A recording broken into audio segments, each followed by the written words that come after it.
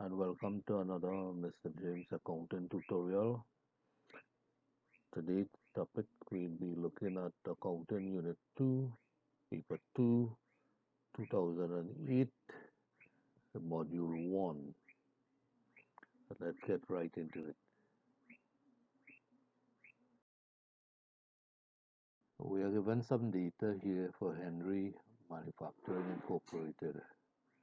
It's a list of balances from his books, and we are asked to prepare a schedule of cost of goods manufactured and prepare a schedule of cost of goods sold.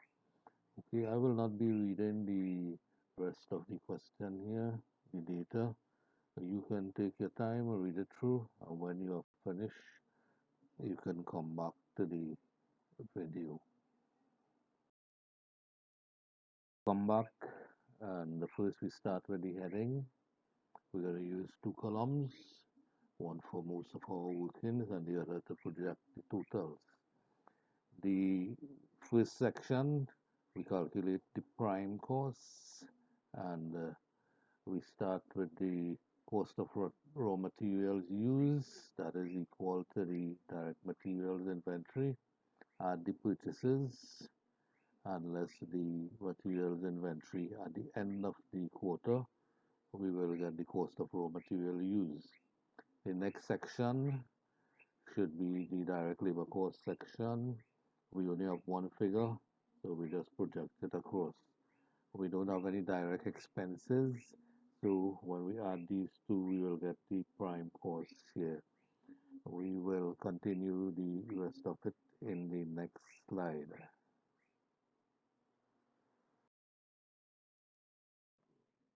So we start with the factory overheads, and we list all of them in this column here. The indirect materials, any indirect costs, in fact, manufacturing labor, the property tariff, taxes on the manufacturing plant building, depreciation in manufacturing equipment. So these overheads here must be for the factory. Okay, mill, miscellaneous plant overhead, plant utilities. So we add all of them across down and we put the projected total across. This total now would be added to the prime cost from the previous slide, and we'll get total manufacturing costs of 2,884,350. And to that we make the work in progress adjustment. We add the balance at 1st of January minus the balance at the end of the quarter, and we'll get the cost of goods manufactured. Okay, so we move on to the next part.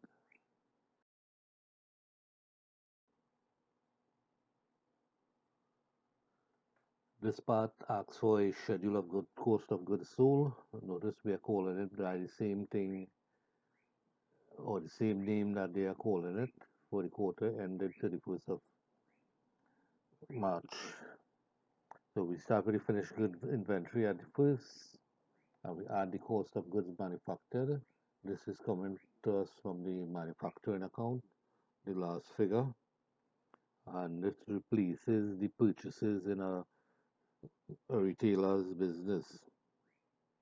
Okay, then we minus the finished goods inventory, and we get the cost of goods sold.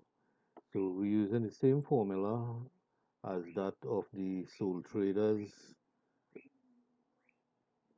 trading account to get the cost of goods sold, and the only difference is the replacement of the purchases with the cost of goods manufactured.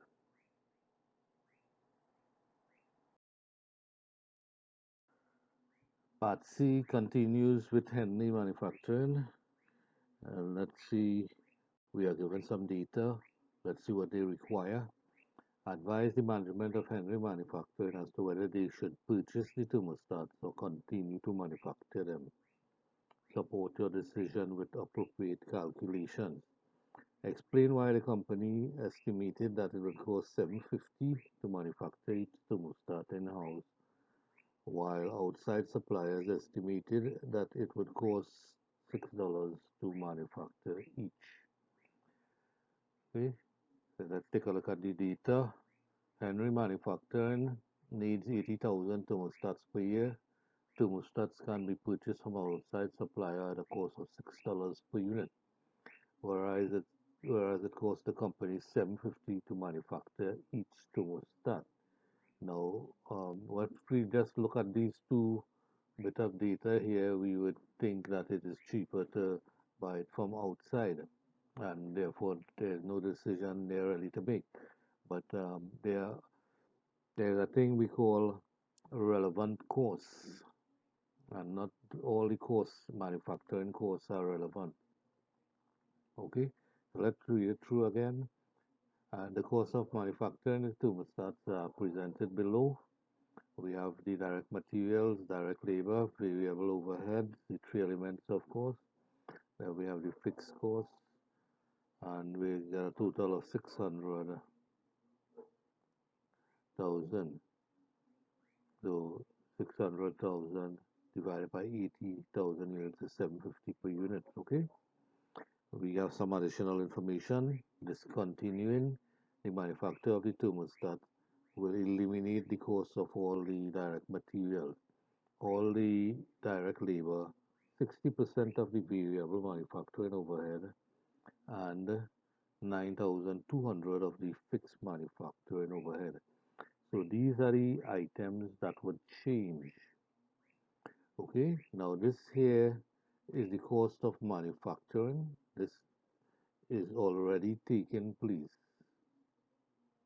Okay, and the fixed cost would be a sunk cost. This is not the relevant cost at all. This is the manufacturing cost. Okay, not all of it is relevant. In fact, the fixed cost here of 144,000 will not be relevant if you're making any new decisions. Okay, the cost that is relevant are these here. So the relevant costs of is what we have to consider, and let's see what it looks like in the next slide. A table showing the relevant costs, making and buying in this column here, right? If we decide we are going to make it, the cost to consider would be the variable cost only. The fixed costs would appear in both columns, and therefore it's not relevant to the decision. It would not help you in making a decision, right? The purchase price, you wouldn't have to pay that if you're going to make it, but the all of the direct costs would be relevant to making it. If you're going to buy it, we are told that 40% of the costs you would have to pay if you discontinue operations or if you discontinue manufacturing it. So that 40% would be uh, a cost saving if you buy it. Similarly, with the 9,200, you wouldn't have to pay this if you discontinue manufacturing. So that's another cost saving. And this is the purchase price. Then when you consider it, you get 403,600. Okay, so when we compare that with the cost of manufacturing, the relevant cost of manufacturing that is, we will notice that it is cheaper to buy the product.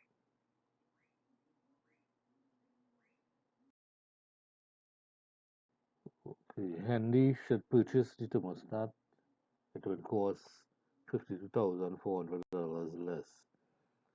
Okay, now the reason the outside suppliers can charge $6 or a lower price is because the outside suppliers are treating the 80,000 units as a special order. They are not including their fixed costs as part of their unit cost. The fixed cost is already covered by their normal production other than the 80,000 units. Okay, That brings us to the end of this module. If you find this helpful, you can give it a thumbs up. If not, you can give it thumbs down.